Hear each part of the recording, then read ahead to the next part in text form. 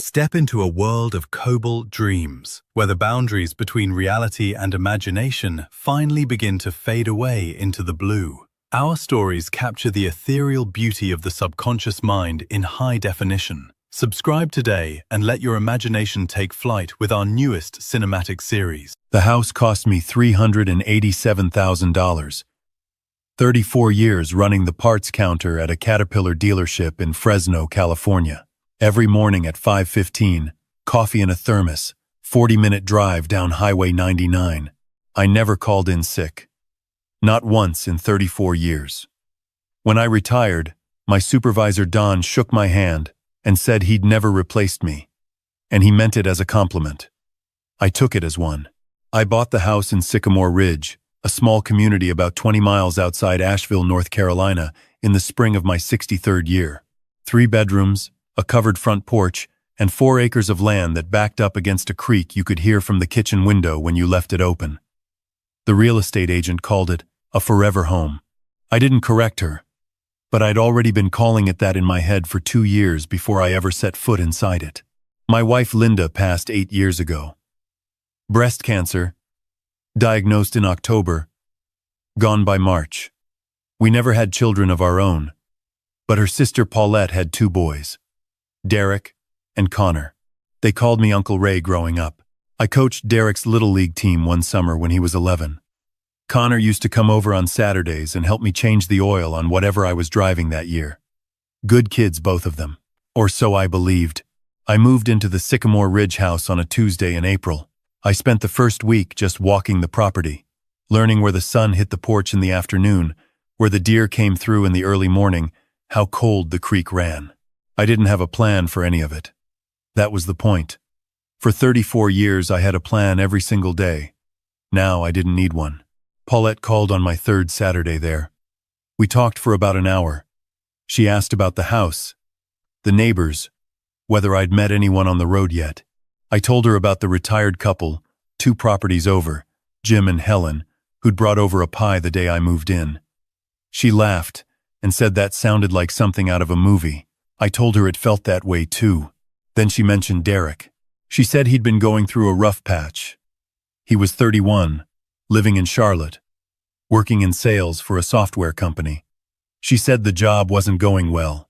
His girlfriend Brianna had expensive tastes and a talent for encouraging Derek's more impractical ideas. Paulette didn't say that second part directly, but she didn't need to. I'd met Brianna twice at family gatherings and formed my own conclusions.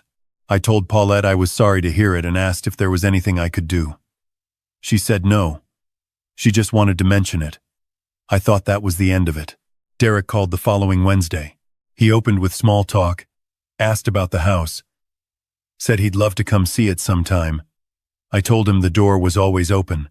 Then, about 15 minutes into the conversation, after he'd warmed me up sufficiently, he mentioned that he and Brianna had been looking into some investment opportunities.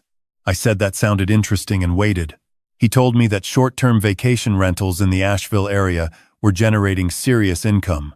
He said the market was hot, that properties in communities like Sycamore Ridge were booking out weeks in advance, that people drove up from Charlotte and Atlanta and Raleigh just to spend a weekend in the mountains. I told him I'd noticed a few vacation rental signs driving in. He said my property would be perfect. 4 acres, creek access, covered porch. He said a place like mine could bring in anywhere from $4,000 to $6,000 a month on the right platform. I asked him what platform he had in mind. He said Airbnb and VRBO. Maybe both. He said Brianna had been researching it for months and had contacts who manage properties in the area. He said all I'd have to do was let him set it up and he'd handle everything. Cleaning crews, guest communication, maintenance. He said I'd barely notice the guests were there. I asked where I'd stay during bookings. He said I could use the back bedroom on nights there weren't guests.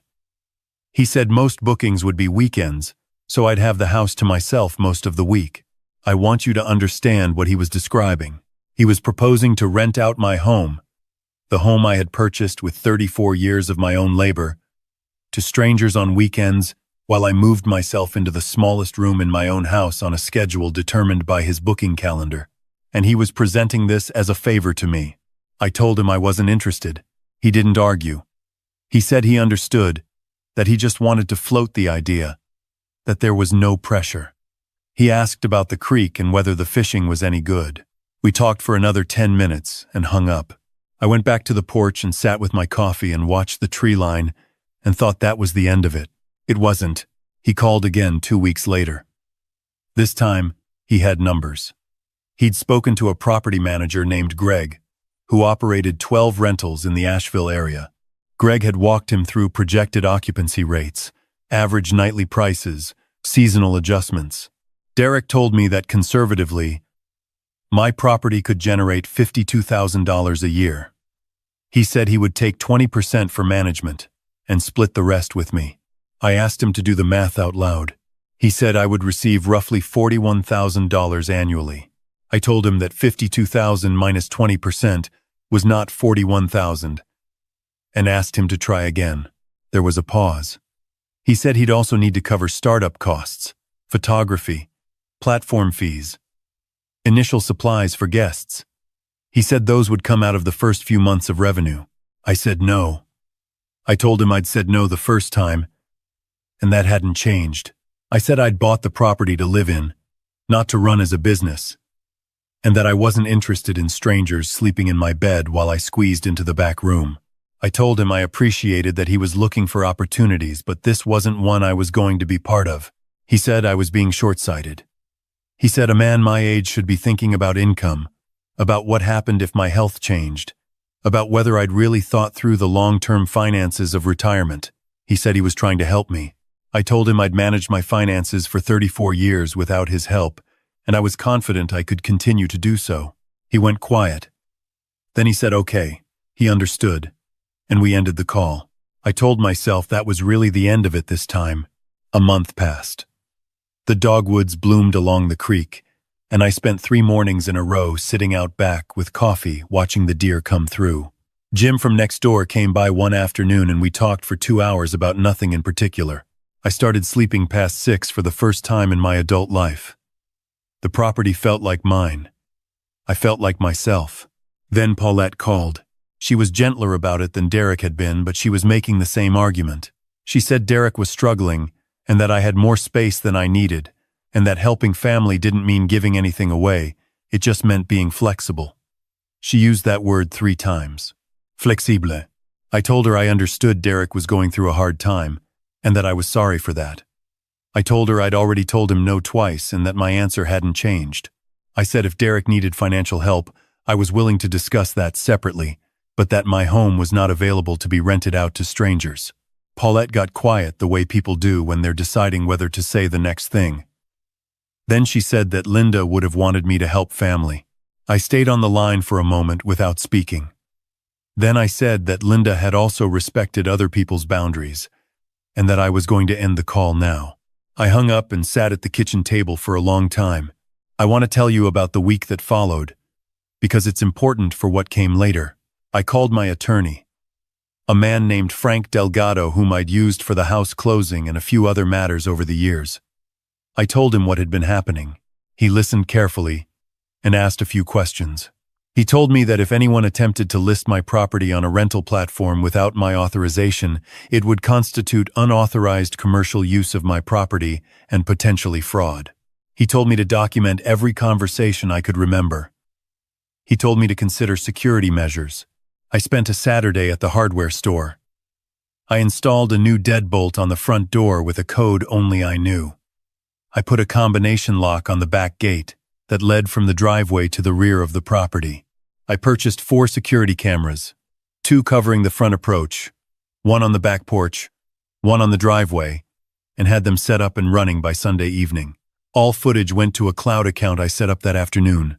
I also hired a local property manager named Susan Teller to have my property officially registered in her management system with explicit documentation that I was the sole owner and that no third-party rental agreements were authorized. Frank helped me draft a short letter to that effect, signed and notarized, filed with the county recorder's office. It took about a week to process. I didn't tell Derek or Paulette any of this. The following Friday evening, I was reading on the front porch when my phone rang. It was a number I didn't recognize. Area code 704, which is Charlotte. I answered. A woman's voice asked if this was the Sycamore Ridge property available for booking the weekend of the 14th. I set my book down very carefully. I told her she had the wrong number and asked where she'd found the listing. She said Airbnb. She said she'd been trying to reach the host but hadn't heard back and was following up on a number listed in the property description. I thanked her for calling and told her I was the property owner and that no such listing was authorized and that she should not complete any booking. She was confused but polite.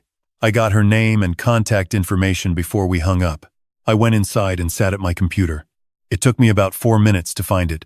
Derek had listed my property under the name Creekside Retreat, Asheville area, with 17 photographs that he had apparently taken during his visit the previous fall, when I'd shown him around the property, my front porch, my kitchen, my back acreage. There was a description that called it a peaceful mountain getaway with creek access, and described the host as a family-oriented property manager with multiple listings in the region. The nightly rate was $220. There were already 3 bookings confirmed.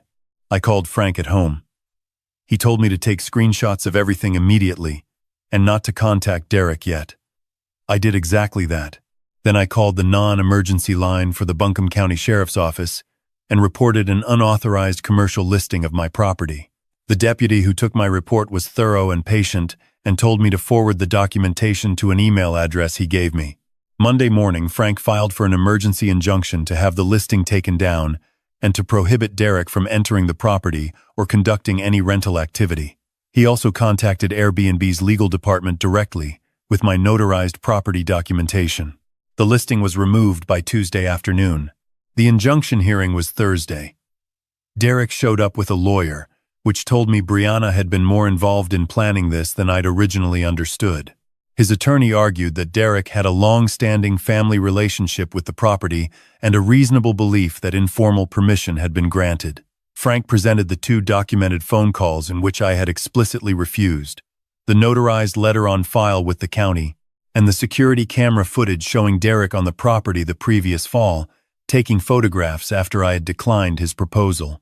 The judge granted the injunction before lunch. Derek was ordered to cancel all existing bookings, issue full refunds to the guests, and have no further involvement with the property in any commercial capacity. The 3 guests who'd already booked received their refunds. Derek was responsible for those costs. I heard through Paulette, who called me the following week, that the refunds came to just over $4,000 and that Brianna had left Derek shortly after the hearing. Paulette didn't say this directly either, but I could hear in her voice that she was reassessing some things. I told Paulette I was sorry that it had come to this. I meant it. I didn't want a legal fight with a boy I'd coached Little League. I didn't want to be the reason his relationship ended or his finances got worse. But I had told him no. I had told him twice.